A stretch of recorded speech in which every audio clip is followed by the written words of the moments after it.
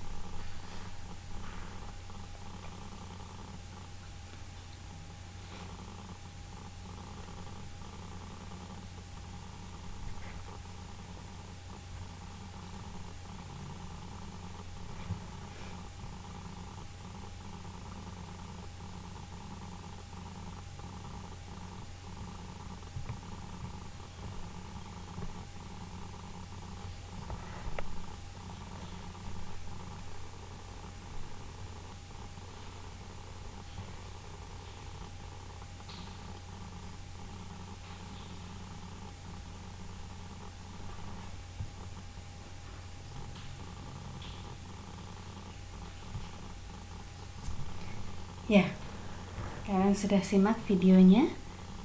Dari video singkat itu kira-kira apa sih yang bisa kalian dapatkan? Kenapa kok kita itu perlu sekali belajar ilmu kimia? Tadi di video yang ditampilkan, kalian bisa lihat ketika tidak ada ilmu kimia itu, ternyata banyak barang-barang yang tadinya kita pakai dalam kehidupan sehari-hari. Tadi ada pasta gigi, ada obat-obatan, ada berbagai cairan pembersih, lalu botol-botol plastik, juga pewarna, termasuk laptop, lalu sofa. Banyak barang-barang yang menjadi hilang. Nah, kenapa kok bisa seperti itu? Karena ternyata semua produk-produk itu tuh melibatkan ilmu kimia dalam pembuatannya. Jadi bisa kalian bayangkan bahwa ilmu kimia itu sangat berperan penting dalam kehidupan kita sehari-hari. Nah, kalian bisa lihat contoh gambar di sini. Ada air. Air itu yang selalu kita minum setiap hari dan menjadi salah satu kebutuhan pokok kita.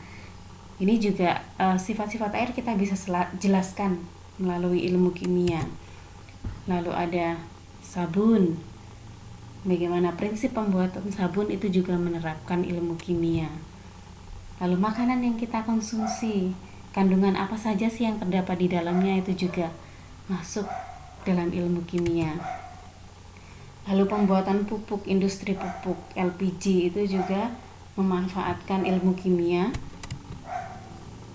Lalu senyawa formalin yang biasa dipakai untuk mengawetkan mayat itu juga adalah salah satu produk kimia.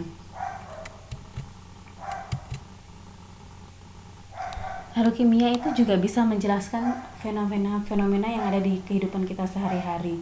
Contohnya di sini ada besi yang berkarat. Lalu mengapa air itu bisa mendidih? Dan juga prinsip dalam ilmu kimia dipakai untuk proses penghilangan minyak bumi menjadi bensin, lalu aspal, solar, tadi gas LPG dan lain sebagainya. Banyak komponen bahan bakar yang dihasilkan dari proses penyulingan minyak bumi yang menggunakan prinsip destilasi itu juga dipelajari dalam ilmu kimia. Lalu kalian juga lihat di sini ada fosil.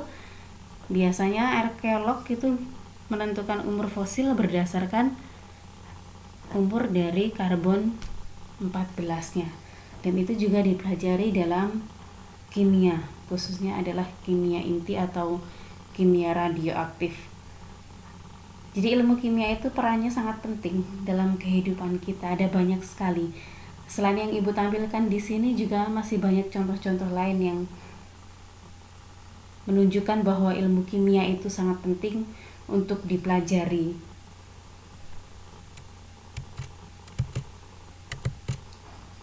Nah, karena ilmu kimia itu adalah salah satu ilmu yang sangat penting untuk dipelajari, maka kita akan membahas lebih lanjut mengenai ilmu kimia. Yang pertama itu adalah hakikat ilmu kimia. Nah, sebelum mempelajari apa saja sih yang mau kita bahas di ilmu kimia ini, kita harus tahu dulu apa sih ilmu kimia itu. Nah, kalian pasti pernah dengar istilah materi. Materi itu ada di sekeliling kita. Contohnya di sini ada udara yang kita hirup sehari-hari, itu adalah materi. Lalu proses metabolisme tubuh. Lalu kendaraan itu adalah gabungan logam, dan juga polimer itu juga memanfaatkan ilmu kimia.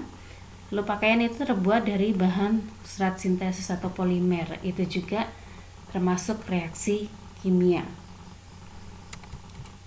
Nah, materi itu adalah segala sesuatu yang menempati ruang dan memiliki massa. Jadi segala sesuatu tentang materi dan perubahannya itu yang akan kita pelajari dalam ilmu kimia. Jadi ilmu kimia itu adalah ilmu pengetahuan alam yang mempelajari tentang materi yang meliputi struktur, susunan, sifat, perubahan materi serta energi yang menyertainya. Kalau dijelaskan dalam gambar ini,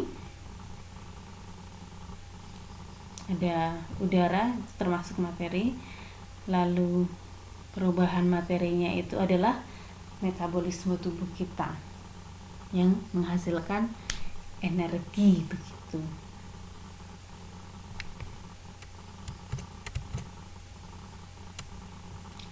Lalu bagaimana kedudukan ilmu kimia itu di antara ilmu yang lainnya? Karena tadi disebutkan bahwa ilmu kimia itu sangat penting. Karena ilmu kimia itu sangat berkaitan dengan ilmu-ilmu lain di kehidupan kita sehari-hari. Ya. Ini salah satu bagan yang menampilkan bahwa kimia itu sangat luas dan dibagi menjadi berbagai jenis materi kimia, cabang ilmu kimia. Ada kimia yang sifatnya sebagai teori, lalu ada yang kimia fisika, kimia analisa, kimia organik, lalu ada kimia anorganik, ada kimia inti, ada biokimia, ada nanokimia, ada geokimia, ada kimia flavor. Banyak sekali cabang-cabang ilmu yang menjadi bagian dari ilmu kimia itu. Nah, selain itu, ilmu kimia juga berkaitan dengan ilmu-ilmu lain dalam kehidupan. Tadi kan di video dijelaskan ada obat ya, ditampilkan ada obat. Obat itu hubungannya tentu dengan bidang kedokteran. Nah, kita lihat contoh hubungan ilmu kimia dengan ilmu-ilmu yang lain. Yang pertama di bidang kedokteran, ilmu kimia itu bisa digunakan untuk mendiagnosis penyakit, teknologi rekayasa genetika, dan juga radiologi. Di bidang farmasi, ilmu kimia dijadikan dasar dalam pembuatan obat-obatan.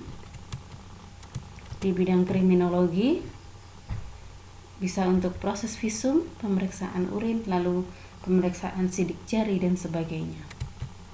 Di bidang pertanian, kimia berfungsi sebagai dasar pembuatan pupuk, pestisida, dan juga pemulihan tanaman. Di bidang biologi, kimia itu bisa digunakan untuk menjelaskan reaksi-reaksi dalam tubuh makhluk hidup, misalnya tadi metabolisme tubuh kita, bagaimana reaksi kalau kita makan itu bagaimana caranya untuk bisa menghasilkan energi. Itu juga kaitan antara ilmu kimia dengan biologi. Lalu di bidang seni, ya, untuk menentukan keaslian dari suatu lukisan itu bisa menggunakan prinsip-prinsip dalam ilmu kimia. Lalu di bidang arkeologi tadi digunakan untuk menentukan umur fosil. Dan masih banyak lagi, ini hanya contohnya saja ya. Kalian bisa cari, bisa googling di internet, bisa cari referensi di buku. Ada banyak sekali contoh kegunaan ilmu kimia dalam berbagai bidang kehidupan kita sehari-hari. Nah, selanjutnya adalah bidang pekerjaan yang terkait dengan ilmu kimia. Jadi kalau sudah mempelajari ilmu kimia yang khusus, jadi nanti kalau kalian misalnya saat ke perguruan tinggi itu akan mengambil spesialisasi ilmu kimia, itu ada banyak bidang pekerjaan yang bisa kalian dapatkan. Yang pertama tentu menjadi pengajar, lalu bisa juga menjadi peneliti atau ilmuwan, bisa juga untuk belajar di bidang kedokteran atau tadi farmasi, nih untuk jadi apoteker. Jadi ada banyak sekali. Selain ini juga masih banyak yang lain, bidang-bidang pekerjaan yang berkaitan dengan ilmu kimia. Nah, tadi dibahas bahwa Ilmu kimia itu mempelajari tentang materi dan segala bentuk perubahan materi itu. Nah, materi itu sendiri apa sih? Tadi kan sudah kalian lihat bahwa materi itu segala sesuatu yang mempunyai massa dan juga menempati ruang. Nah, dalam ilmu kimia, materi itu digolongkan menjadi 2 jenis. Ini dulu di SMP juga sudah pernah dibahas. Ibu ingatkan kembali ya. Jadi materi itu digolongkan menjadi 2 jenis, ada zat tunggal dan ada campuran. Lalu zat tunggal itu dibedakan menjadi 2 jenis lagi, yaitu unsur dan senyawa.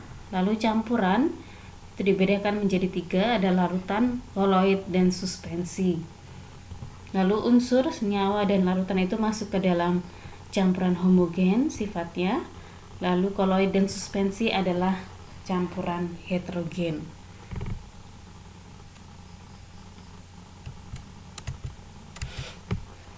Nah, penjelasannya, jadi zat tunggal, zat adalah materi yang memiliki susunan dan sifat-sifat tertentu atau tetap. Contohnya ada air, karbon dioksida, garam dapur. Di air itu pasti tersusun atas atom hidrogen dan oksigen membentuk H2O. Kalau bukan H2O maka tidak bisa dinamakan air. Karbon dioksida berarti CO2. Kalau O-nya cuma 1 jadinya karbon monoksida, bukan dioksida. Lalu garam dapur itu adalah NaCl, natrium klorida. Jadi zat tunggal itu memiliki susunan yang tertentu dan tetap. Kalau susunannya tidak seperti itu, maka itu adalah zat yang lain. Jadi ada ciri khasnya. Lalu unsur itu adalah zat yang tidak dapat dipisahkan lagi dengan cara kimia menjadi zat yang lebih sederhana. Contohnya aluminium, kalsium, karbon, tembaga, hidrogen, magnesium. Nah, kalau kalian pernah dengar istilah sistem periodik unsur, mungkin di SMP juga sudah pernah dibahas. Ada 118 unsur di tabel periodik unsur itu.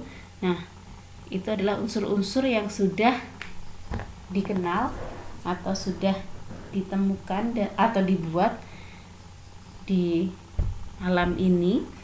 Sudah diinventaris ada 118 unsur.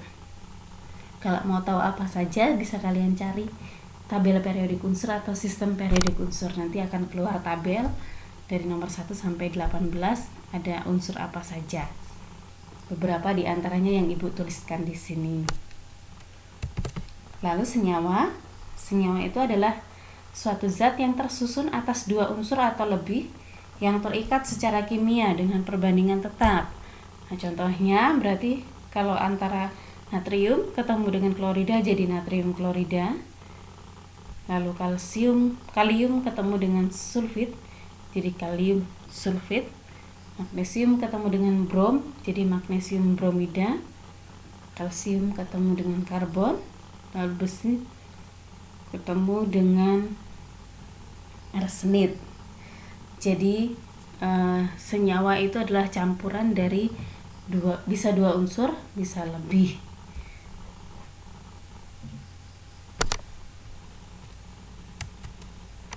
Sedangkan campuran adalah penggabungan 2 atau lebih zat dengan mempertahankan identitas dari masing-masing zat. Campuran tidak memiliki susunan yang tetap, karenanya campuran dibagi menjadi 2 jenis. Ada yang homogen, ada yang heterogen. Nah, campuran homogen itu adalah campuran yang memiliki susunan sama. Contohnya gula dengan air. Ketika kalian memasukkan gula ke air dan diaduk, maka kalian tidak bisa lagi membedakan mana gula dan juga mana air. Semuanya terlihat sama. Nah, itu disebut sebagai campuran homogen. Bedanya dengan campuran heterogen itu campuran yang memiliki susunan tidak sama. Contohnya adalah campuran pasir dengan air. Kalau kalian mengaduk air dengan pasir, maka kalian masih bisa membedakan mana air, mana pasir. Lalu campuran minyak dengan air juga, kalian masih bisa membedakan yang mana minyak, yang mana air. itu adalah campuran heterogen.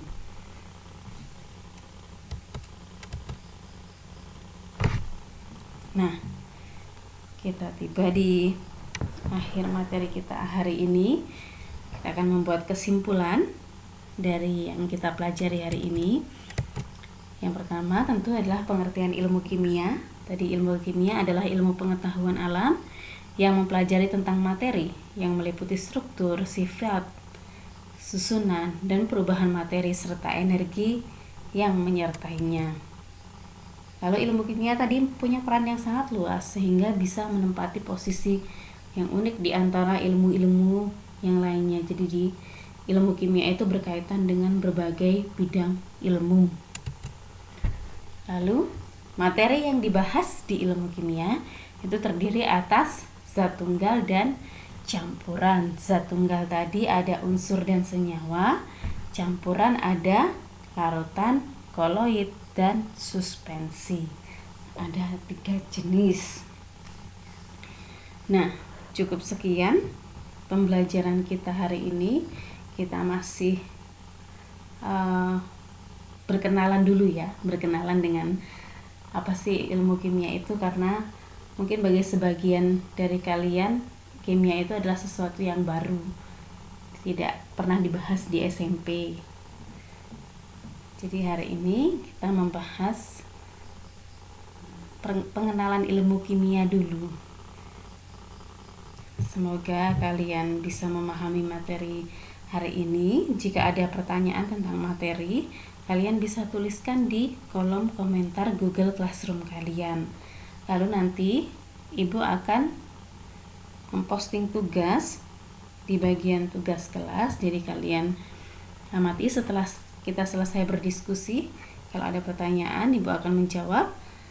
Setelah kita selesai berdiskusi, Ibu akan memberikan latihan untuk mengetahui pemahaman kalian akan materi pada hari ini.